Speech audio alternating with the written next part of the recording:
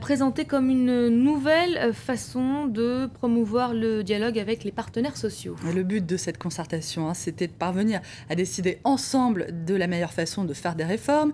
Alors après 2 jours, quel est le bilan de cette rencontre? Eh bien, c'est assez mitigé, Elisabeth, mitigé du côté du MEDEF, au point que Laurence Parisot a carrément refusé hier d'applaudir le discours de clôture de Jean-Marc Ayrault. Pourquoi un tel coup de sang? D'après le Parisien, la patronne des patrons n'aurait pas apprécié le fait que le Premier ministre ne parle pas une seule fois de compétitivité, mais ce qui lui serait surtout resté en travers de la gorge, ce serait l'annonce de la présence de représentants des salariés dans les comités de rémunération des entreprises. Bref, que les syndicats accèdent enfin au secret des montants des salaires des grands patrons. Les représentants des salariés, quant à eux, ne goûteraient pas beaucoup l'idée de financer la protection sociale par une hausse de la CSG, perçue par l'humanité comme un choc contre le pouvoir d'achat.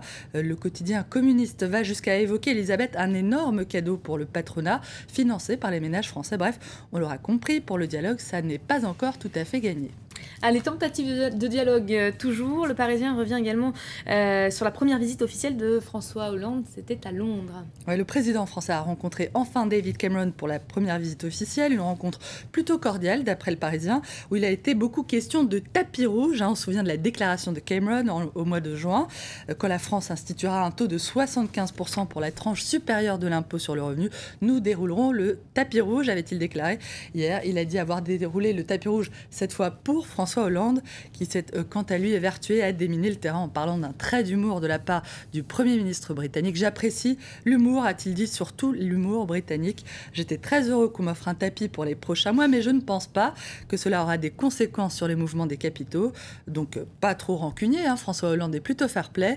Outre l'épineux sujet du tapis, bien évidemment, le Figaro rappelle que les 2 dirigeants ont surtout parlé de l'Europe. François Hollande plaidant hier pour une Union européenne à plusieurs vitesses.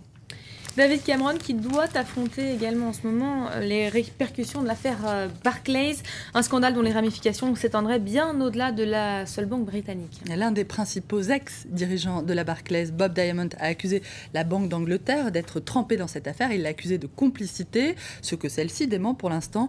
Une vingtaine d'autres établissements de par le monde seraient sous le coup d'une enquête, notamment plusieurs banques allemandes. Les manipulations, Elisabeth, ont atteint de telles proportions, et c'est l'analyse que nous lirons ce matin. Ramaconte, qui est un chercheur du CNRS qui a parlé au journal Le Monde, ces manipulations auraient pris de telles proportions que ce taux sur lequel est annexé, on le rappelle, un marché de contrat des dettes qui atteint la bagatelle de 450 000 milliards de dollars, ce taux-là serait devenu à un certain moment, je cite, aussi pertinent qu'un thermomètre qui n'indiquerait jamais de fièvre. À voir également ce matin 2 mauvaises nouvelles en provenance d'Afrique. Un naufrage au large de la Tunisie et le recrutement d'enfants par les islamistes au nord Mali. Et le naufrage qui a eu lieu au large de la Tunisie a coûté la vie, Elisabeth, à 54 personnes, 54 immigrés pour la majeure partie d'origine érythréenne et somalienne, d'après le site du Figaro. C'est ce qu'a rapporté le Haut Commissariat aux réfugiés après avoir recueilli le témoignage du seul survivant de ce drame, un jeune érythréen de 25 ans. Il a raconté la longue agonie de ses compagnons d'infortune, leur mort par déshydratation sous un soleil de plomb après une dérive de 15 jours. L'autre info est à voir sur le site Rue 89, qui a rencontré un homme qui a été recruté par les djihadistes avant de déserter leur rang. Voici ce qu'il raconte en parlant de tout jeunes garçons qui n'ont parfois pas 10 ans, des jeunes gens qui auraient été recrutés par les djihadistes du Nord Mali. J'ai vu des enfants pleurer, armes à la main, parce qu'ils n'avaient pas été tués au combat. Ils sont persuadés qu'en mourant au combat, en mourant au front, ils accéderont directement au paradis. Ces enfants subissent un tel lavage de cerveau qu'ils finissent par perdre toute notion de la réalité. Merci beaucoup Hélène, c'était la revue de presse française. 7h16 à Paris, enfin point tout de suite sur les principaux titres de cette matinée à la une. Ce nouveau bras de fer en